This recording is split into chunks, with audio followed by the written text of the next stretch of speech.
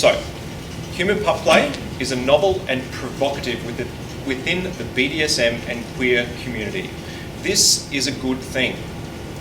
What I'm about to read to you may be hard to hear. I will use words like disconcerting rather than saying something that makes me uncomfortable. This is because I'm striving to be precise in what I'm saying, in the manner I say it. You can read and say aloud dozens of bumper sticker-like memes, but in the end, they amount to little more than slogans and keywords, and you find yourself nodding in agreement and feeling something. The simple words satisfy you emotionally on some level. This speech will not do that. Yet, if you take the time to endure and embrace some ideas presented, you may leave agreeing or disagreeing, but certainly aware that there is more to human pup play than a pic of a guy in a hood with "woof" written underneath it. Human pup play can and will be challenging for many people to understand and embrace. This is a good thing. What the emerging human pup play community needs to avoid is going the way of the punk movement. That is where political dissent dead-ended itself into fetishist consumptionism, selling itself out its own value for product. Punk shocked many people. Its anarchic message challenged a world that at a time sat comfortably in its freedoms. The performance of human pup play is weird, it is different, and it is fantastic. It challenges people on a fundamental level where we see human pups, and it challenges the queer community. Twice now, my pack has marched with other pups in the largest gay and lesbian pride march in the world. Amongst the 10,000s and more queer and different people, the human pups were an uncomfortable presence in a subtle way. They were disconcerting. Many resort to a facile, "Aw, how cute is that puppy?" when seeing human pups, turning the human pup into a walking meme. This lazy engagement with what is going on can be explained. People have a referential scope when they view sexuality and play activities. They rely on their cultural background to interpret what they see. A person's eyes are constrained and limited by the markers of class, gender, race, age, and nationality, just to start with. The lens of our sight is coloured by what we have taught and experienced. Human pup play can lead us to a greater understanding of how we can actually look at things. When a human being enters into behaving like a canine, they engage with a realm of interpretive conventions that can bypass human stereotypes. We see a person differently. We are taken to a place where it's hard to rely on our prejudices and social conventions. Our view of human pups has to communicate by means of second class of visual references, most particularly gestural cues. Our eyes have to look for things we expect to see and understand, and human pup play relies on a code of communication conveyed through posture, by body language and implied movement. Human pup play can and should challenge us to look harder, to question our assumptions of what we see. It can challenge us to address the really vague and uncertain boundaries between animal and human. We need to be aware that punk can die, as we see from the stock footage of a person in a hood at a dance party. Paws up in front to look cute for the camera. We see a human pup play transformed into a safe and friendly play. Many of the people with paws up and heads tilted have no doubt entered human pup play to explore and have fun, yet they are unwittingly diminishing the very thing that they're engaging with. The statement that human pups behave like idiots at times and damage their own cause is a point that many in the BDSM community agree with. It seems obvious that there are a lot of dickheads who engage in human pup play. It seems obvious that their behaviour is moronic, showing that they lack respect and have little ideas of how to behave properly. Yet, we have to ask, is that view has missed the point of human pup play? Holding that viewpoint may in fact be part of the problem of antisocial behaviour. Too often in our societies, when pets don't behave the way we want, we get rid of them. The canine is a commodity. Take that image of a rowdy, unruly, rude and fucking annoying human pup. That image that we've created in our mind forms because society seeks to conform a frame of mind to sell a way of seeing the world, to forge an aesthetic consensus in the target audience, from Tom of Finland to pageants to gear stores. The BDSM community is already commercial and it is highly commodified. And variety is how we look at fetish is already dwindling. There is a palpable social force, whether in media or stores, to create stock images of each BDSM fetish activity. Human pup play meets this force head on. I'm not talking about the already assimilated human pup play. When we see some human pups trying to fit in to find their place within the BDSM establishment, anyone who wins a sash or a title can tell you that the frame is a magnifying glass and it is always difficult to endure. Good fame brings envy, bad fame brings shame. And the unstoppable inflating awards business exists not just to give to charity, but to reward sponsors, to pacify egos, to generate sales and to puff reputations. The image of a human pup that challenges us, engages us most meaningfully on human pup play is ordinary. They're not famous. It is common, easily found as a person behaving and seeming to be a dog, more pup than person. Seeing a human pup genuinely can threaten the notion of human superiority over the natural world. But it's a two-way street when we look at a human pup. Human pup play itself is like a model before a camera in a photo shoot.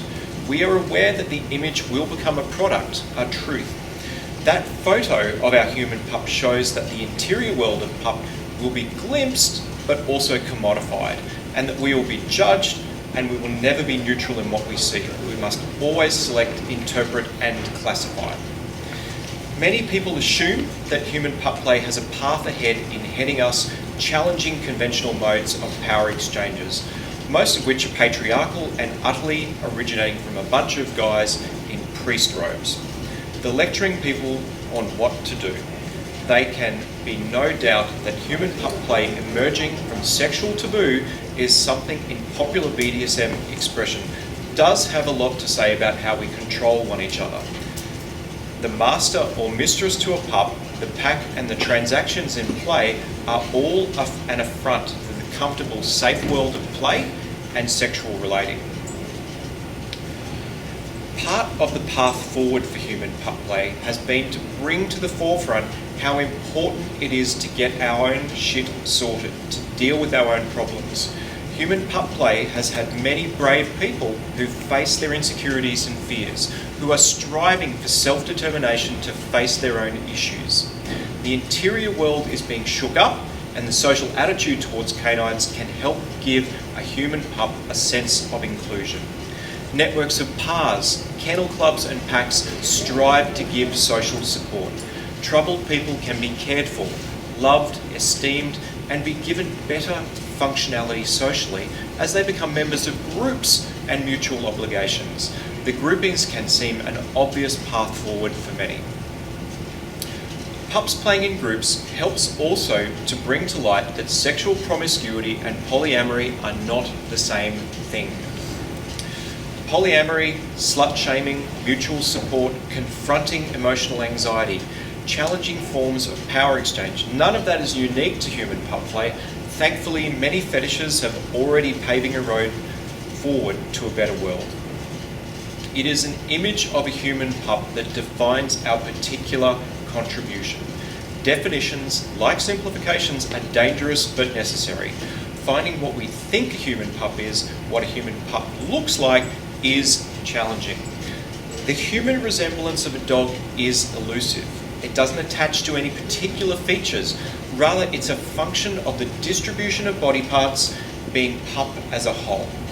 Human pup poses are organised around a clear centre of gravity. Contour is suggestive of a canine frame.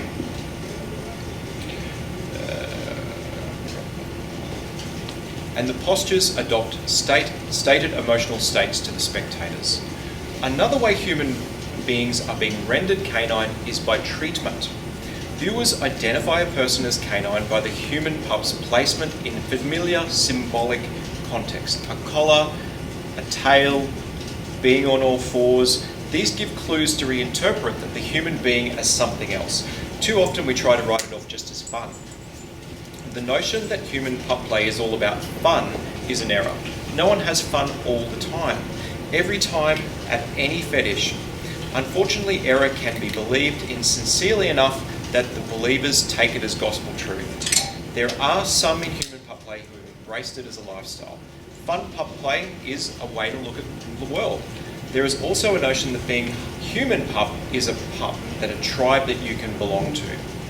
Human pup play is not a road to, nor a practice of mindless bliss, a new nirvana where somebody can leave their troubled human self behind. Much like acting a role does not remedy the actor from their internal pain. So why does this idea exist strongly?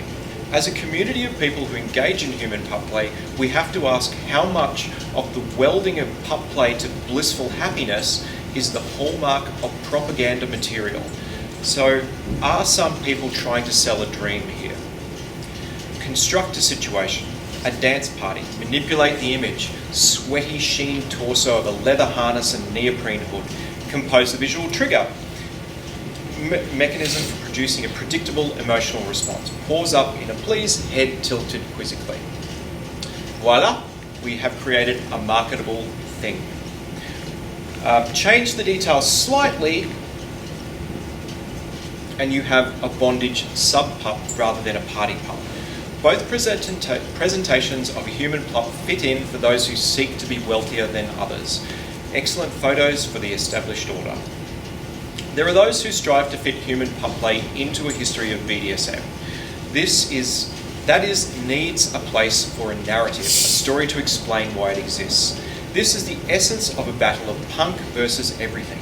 History is a narrative that inevitably gives somebody a feeling of legitimate authority. There is no innovator on the outside, the punk rebel to the status quo.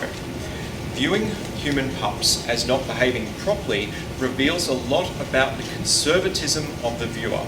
Seeing human pup play as needing to fit in and find its place within the BDSM community. Whether well intended or not, it's wrong. Human pup play doesn't belong to you. It's not a creation, a child of your community that needs parenting. It's not a product of your history. It doesn't need your story. And the desire to see it as just another fad reveals unsettling truths about us. Human pup play is in fact highly variable and inconsistent. Individual people can and do change over their lifetimes, as do the societies that we live in. The orchestrated transience of our attractions, the ever-changing fashion in clothes, lifestyles and causes to which we feel drawn belie the private character of our emotional experience. That photo of our model human pup doesn't give us access to the human pup play world inside. What we think it means to be a human pup is a projected meaning. This particularly happens to animals, and we call it anthropomorphism. We describe and evaluate our dogs using the same relational parameters as those developed and used to describe relationships with humans. Most people believe that their dogs love them, that they miss them when they're away. They feel joy when they return, and they are jealous when you show affection to a third party. So this is the threshold that human pup play dares to cross. You are an animal.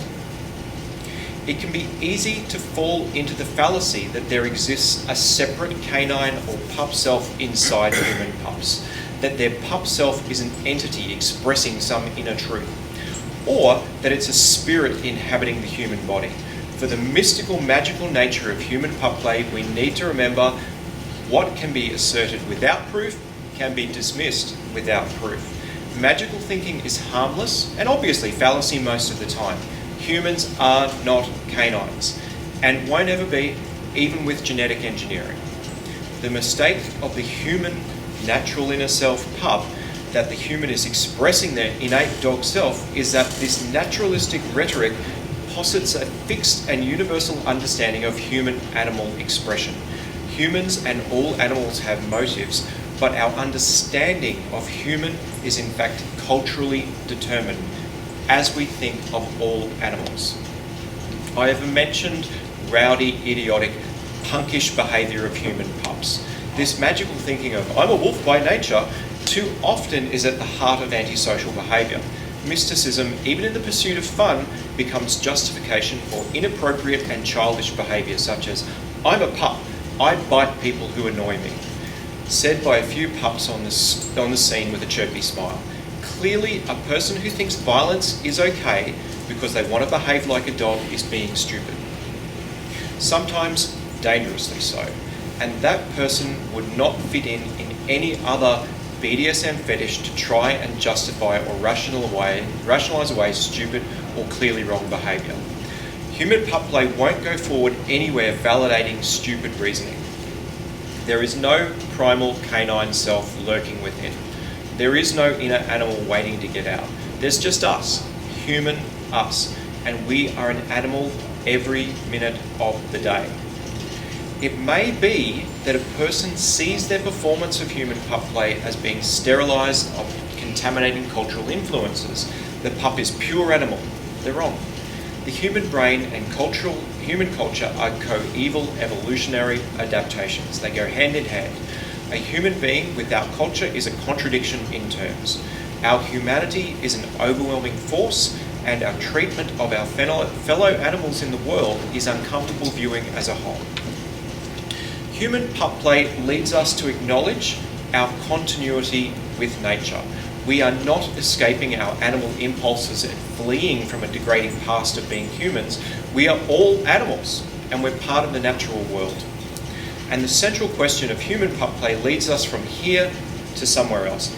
Is it natural for a human being to behave like a dog? Calling something natural sometimes is just reporting what's happening. We can say it's natural for a person to behave like another animal for fun play or sexually taboo, perverse pleasure. Calling this choice of behaviour natural makes a suggestion on how to treat it. We give some sort of acceptance. Clearly, those involved in human pup play give strong approval. By looking at human pup play, we are challenging to see the human as an animal, and we ask ourselves, how truly comfortable are we with this? Human beings prize their intelligence and communication. The human pup reveals that communication and reason serve us as people to search for love, friendship, inquiry, play, as well as survival. The world of animals is disconcertingly closer than we think. The human pup is not a BDSM party animal, they're punks, challenging a conventional worldview. Thank you.